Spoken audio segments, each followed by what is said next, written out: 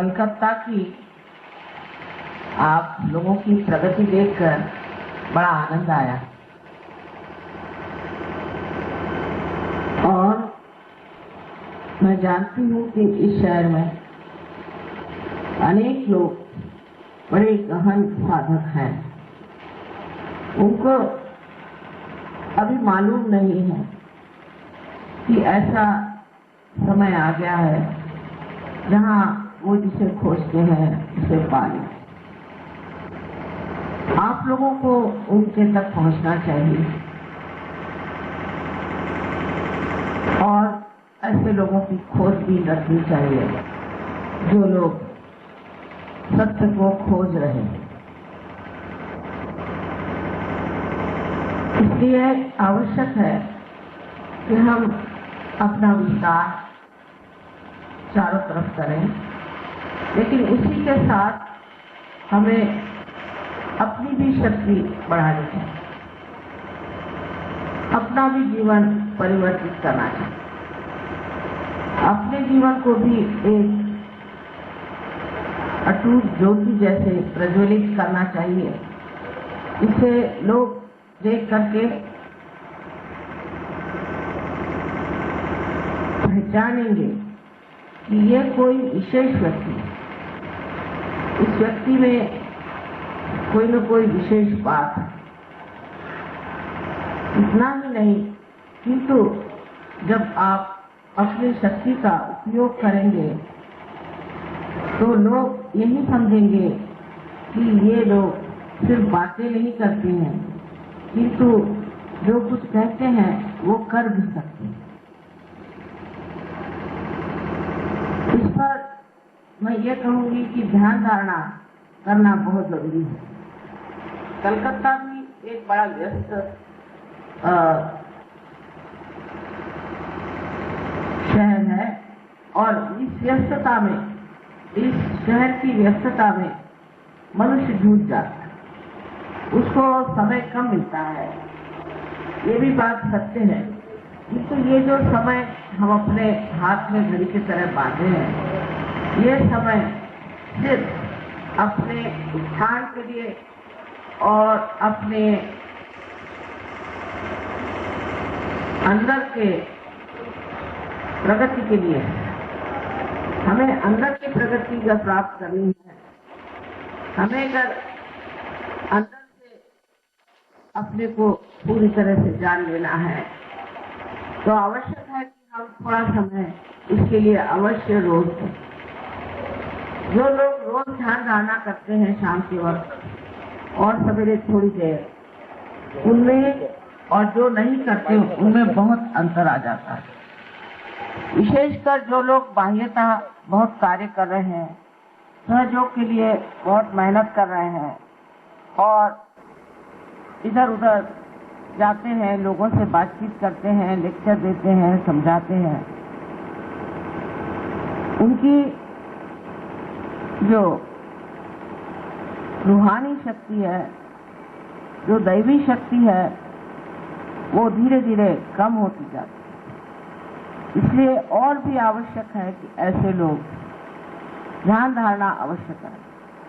और ध्यान धारणा करने के लिए कोई विशेष कार्यक्रम नहीं होता है। सोने से पहले आप थोड़ी देर ध्यान कर लें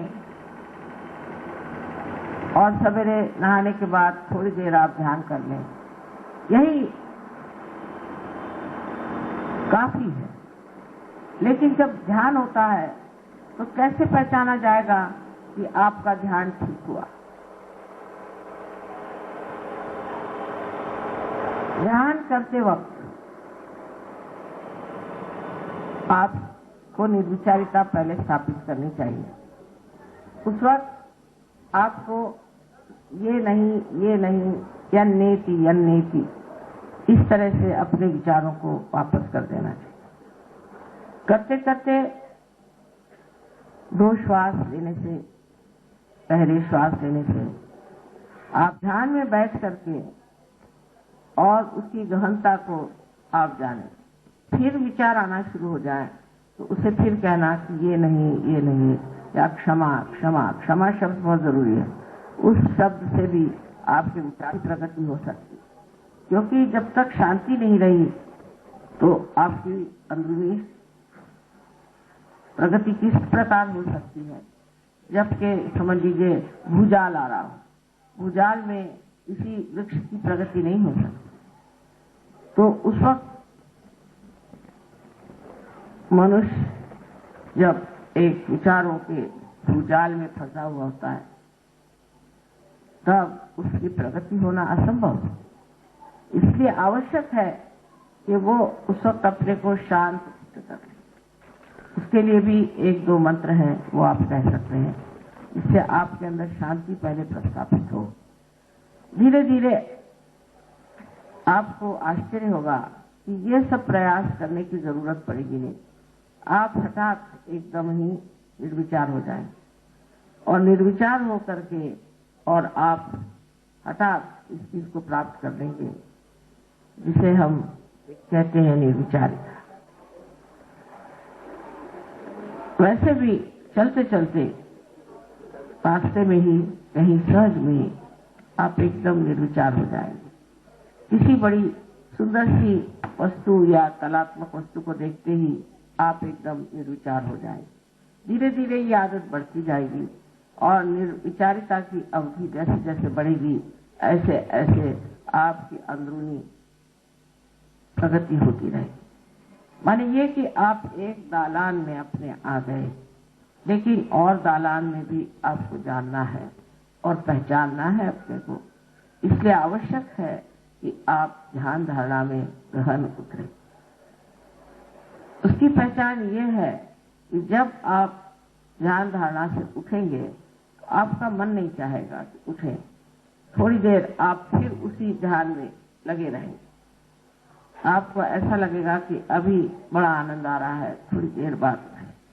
एकदम से आप नहीं उठ सकते। ध्यान धारणा के बाद एकदम अगर आप अपना चित्त किसी और चीज की ओर ले जा सकते हो, जैसे खाना खाना है या सोना है या बाहर जाना है, कोई सी भी चीज, तो समझना चाहिए कि ध्यान नहीं लगा, क्योंकि ध्यान से छूटना जरा सा कठिन काम। इस तरह से धीरे धीरे आपकी अंदर प्रगति होती रहेगी और जब आप बाह्य में कार्य करेंगे तो आपको बड़ा आश्चर्य होगा कि आपकी शक्ति क्षीण नहीं होती, उल्टे बढ़ती जाती है। अब बहुत बार ऐसा भी देखा गया है, ऐसा देखा गया है कि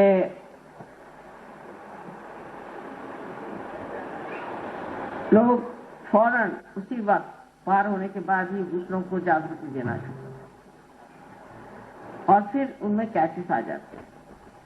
असल में कैचेस होते नहीं हैं, जैसे कि किसी बैरोमीटर में या किसी यंत्र में आप जान सकते हैं कि यहाँ धुआं निकल रहा है, कि यहाँ प्रकाश हो रहा है, उसी प्रकार आप भी अपने अंदर सब कुछ जान सकते हैं। किंतु अगर आप उससे अगर पीड़ित हो या उसमें तकलीफ हो जाए तो बेहतर है कि आप कुछ दिन के लिए अपनी प्रगति साधने करें और एक तरह का निर्वाज्य स्वभाव आ जाना चाहिए, माने डिटैचमेंट आना चाहिए। फिर आपको पकड़ नहीं आती। आप कितने भी लोगों पे हाथ चलाएं, कितनों को भी जागरूकता दी, कुछ भी कार्य करें, कितनी भी बीमारियां ठीक करें, आपके अंदर उसका कोई असर नहीं आए।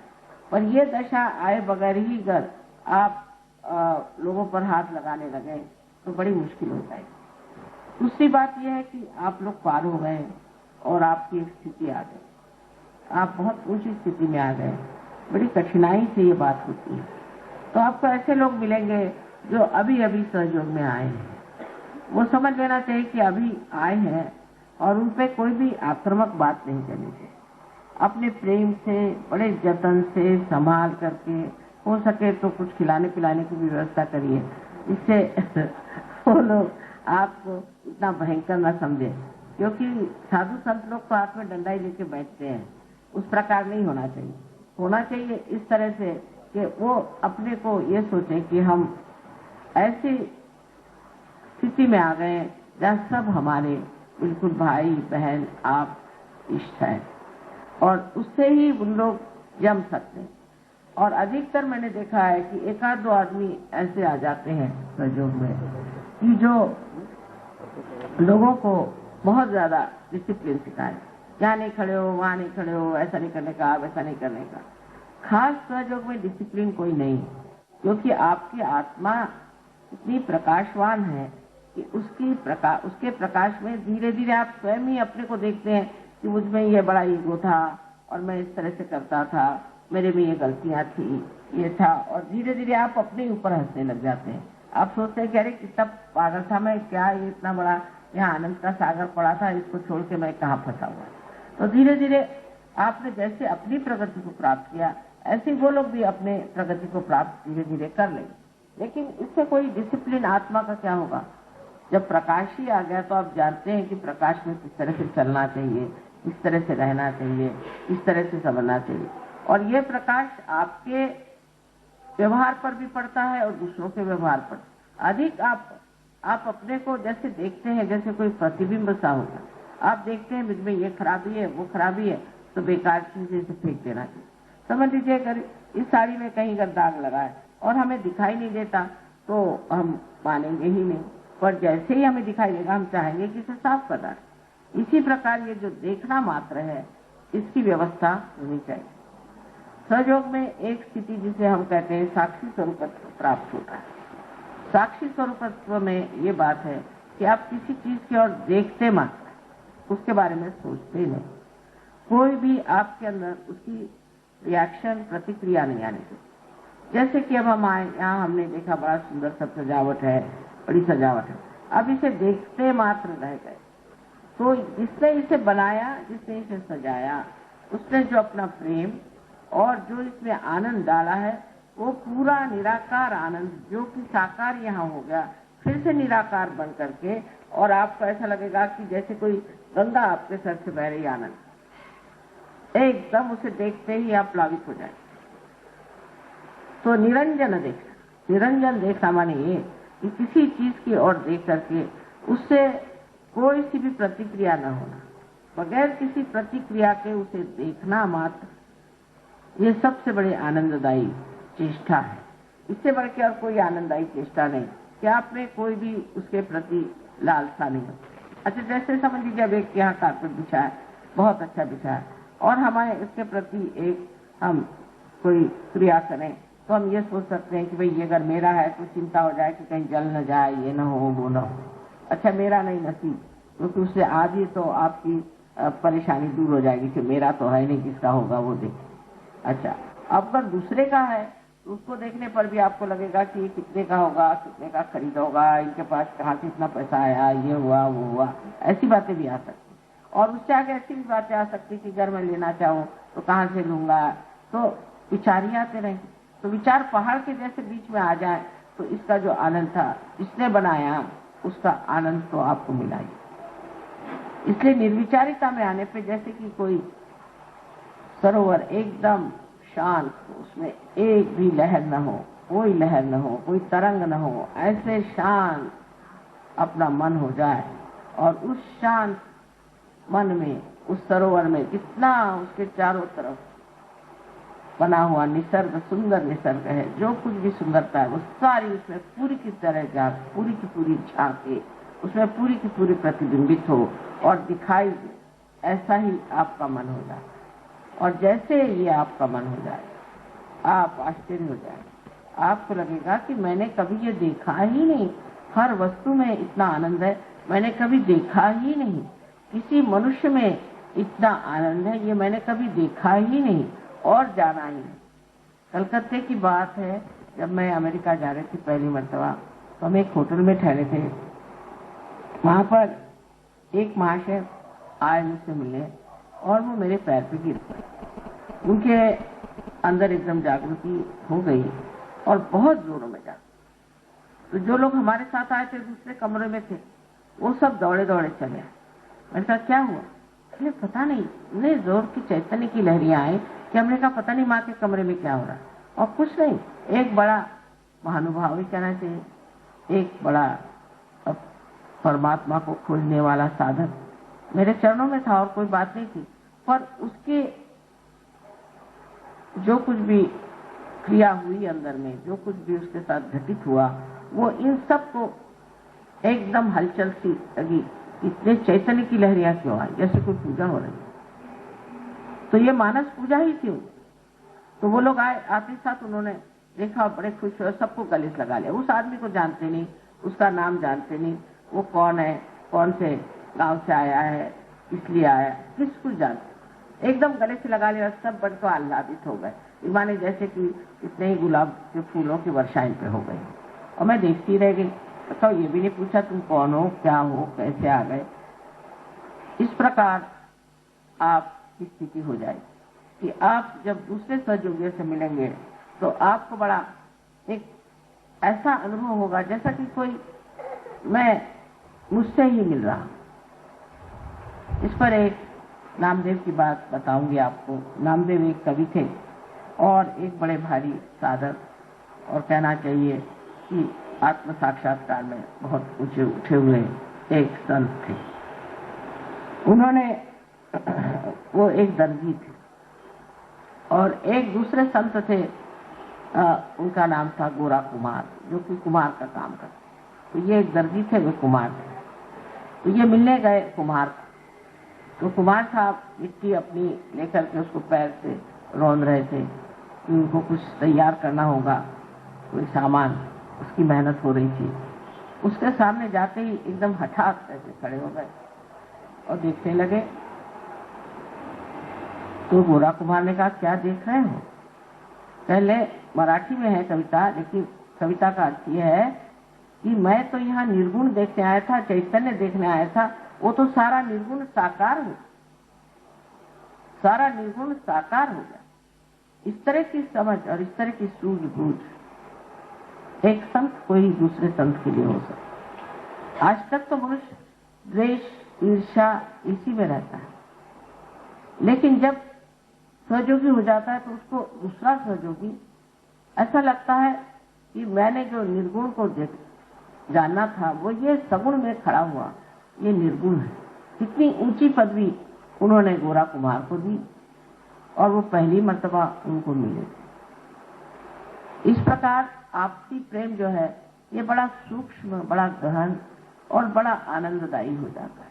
कहीं कोई सहयोगी मिल जाए तो दिल बाग बाग हो जाता है, वाह ये तो सहयोगी है। इसी प्रकार एक और किस्सा है जहाँ की एक सहयोगिनी थी और वो कहीं पर गई थी बहुत दूर सिसिली में, और वो असल में रहने वाली थी स्विट्जरलैंड की, और वहाँ दूसरी सहयोगिनी गई थी एक इटली की। वहाँ बैठे बैठे उनमें एक आकर्षण सा हो गया, तो वो दूसरी उठ के आई। तो उसने कहा कि क्या आप आत्म साक्षात्कारी हैं? एकदम से पूछा, कोई किसी से पूछता नहीं। तो उसने कहा कि हाँ, क्या आपको श्री माता जी ने आत्म साक्षात्कार दिया? कहने हाँ, और मुझे भी। और दोनों खूब गले मिले और खूब रोना हुआ आपस में, और कहने देखो मैंने कितनी दूर से तुम पहचाना। कहने मैंने भी तुम्हें पहचाना था। कहने कैसे पहचाना? कहने पता नहीं क्या, अंदर से ही एकदम लगा कि तुम आत्म साक्षात्कारी हो और तुम सहयोगिनी हो, और मैं एकदम से तुम्हारे और देख रही थी और तुम खुद ही उठ के चली आई, और इस तरह से। और फिर उन दोनों को कुछ समस्या थी, क्योंकि दोनों अकेली उस जगह में थी, वो सारी समस्याएं छूट हो गई। इसलिए ये जान लेना चाहिए कि हम एक बड़े ही सूक्ष्म और बड़े मजबूत धागे से बंधे हुए लोग हैं, और आपसी प्रेम इससे बढ़ के और आनंद की कोई चीज है नहीं। अब बहुत से लोगों में ये भी बात होती है कि मेरा लड़का, मेरी बहन, मेरा भाई, मेरा घर, ये जो ममत्व है ये भी काटता है। इस ममत्व को बिल्कुल ही कम कर देना, बिल्कुल कम कर देना, धीरे धीरे इसको कम करना चाहिए। तो आपको आश्चर्य होगा कि इसके छूटते ही आप में बहुत ही ज्यादा आनंद आ जाए। ये भावना ही टूट जाएगी कि मेरा कोई है। मेरे की भावना जो है ये अपने को आत्मा से दूर करता है। इस प्रकार मैं बताऊं, जैसे कि मैं कहूँ ये मेरी आंख, ये मेरा हाथ, ये मेरे पैर, ये मेरा है, पर मैं कौन? मैं तो आत्मा, और मैं का तो कुछ है ही नहीं। मैं जो है वो अपना अलग खड़ा हुआ है। ऐसा तो हम नहीं कहते कि ये मेरा आत्मा है, तो ऐसा जब कोई कहे कि मेरा आत्मा है तो समझ लेना चाहिए कि वो सहयोगी नहीं, आत्मा अपनी जगह अकेला अछूता खड़ा हुआ, इसका मेरा कोई नहीं है, इसका तो सिर्फ परमेश्वर से ही रिश्ता है। और आपसे भी जो रिश्ता है वो भी इस तरह से, जैसे कि एक पेड़ के अंदर बहती हुई उसके अंदर बहता हुआ रस,